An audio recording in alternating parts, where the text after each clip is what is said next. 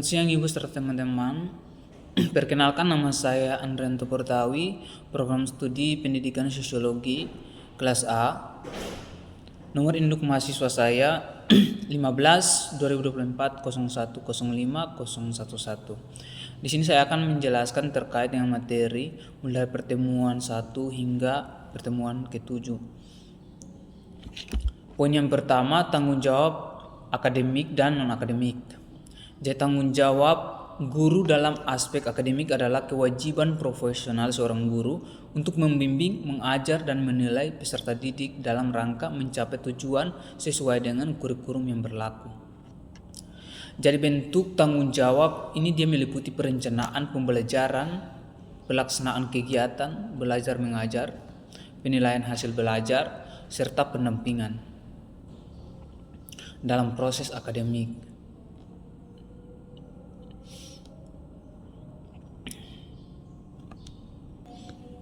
Dalam menjalankan tanggung jawab akademiknya, guru tidak hanya menyampaikan materi pelajaran dengan baik, ia mampu berpikir kritis dan serta berkembang secara intelektual sesuai dengan potensi masing-masing.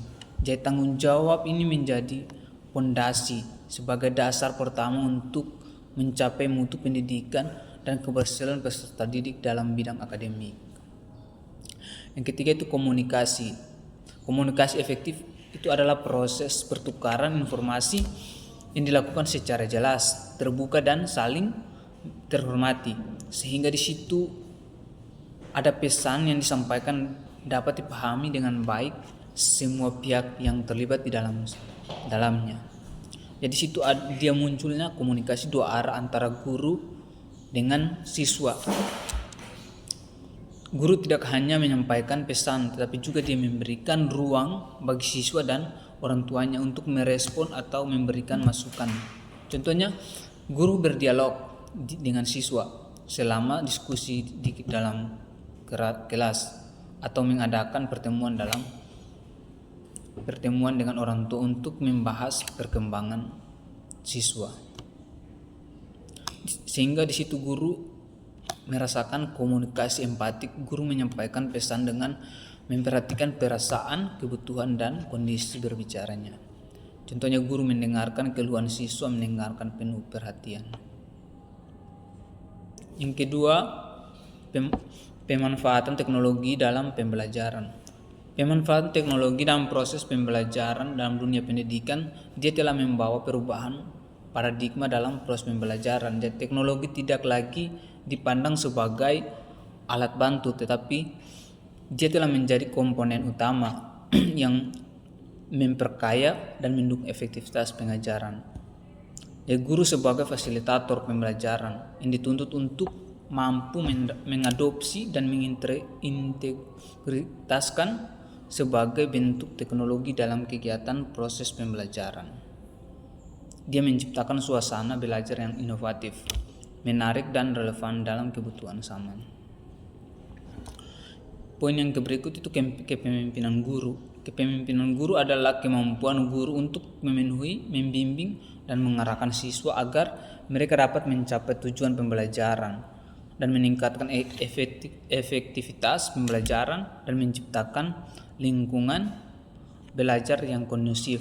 Dan guru usaha mempengaruhi perilaku dan sikap siswa untuk mencapai tujuan pembelajaran. Poin yang berikut, evaluasi. Evaluasi yang baik dia harus mencerminkan kondisi dan kemampuan peserta didik yang sebenarnya. Jadi prinsip adil dan objektif dia mencakup keterukunan. Penilaian harus berdasarkan indikator pencapaian kompetisi yang jelas, jadi transparan. Jadi peserta didik dia mengetahui kriteria penilaian sebelum evaluasi dilakukan. Jadi konsistensi proses dan kriteria evaluasi diterapkan sama untuk semua peserta didik yang akurat. Data hasil evaluasi dia mencerminkan hasil belajar sesungguhnya siswa. Berikut bias, menghindari bias dalam penilaian. Dia sampai penilaian dia dapat mengakibatkan hasil evaluasi dia mencerminkan kemampuan siswa secara objektif. Jadi guru harus menghindari prasangka pribadi seperti favoritisme dan diskriminasi. Dia menggunakan instrumen yang valid dan reliable.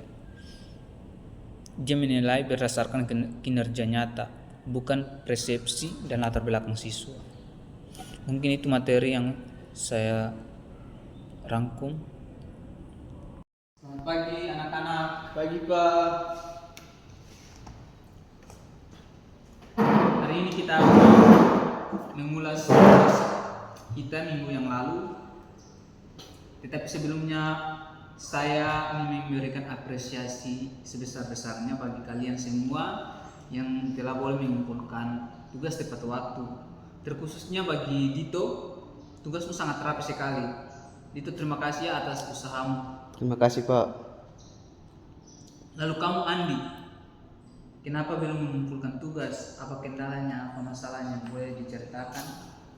Maaf Pak, ibu saya sakit sehingga saya harus membantu ibu untuk pekerjaan ini. Oke baik, terima kasih Andi sudah jujur. Saya mengerti situasimu, tapi tugas harus dikerjakan ya. Jadi berikan kamu waktu sampai besok. Apa perlu bantuan dari teman-teman? Tidak Pak, saya akan usahakan malam ini. Terima kasih sudah mengingat saya Pak. Bagus.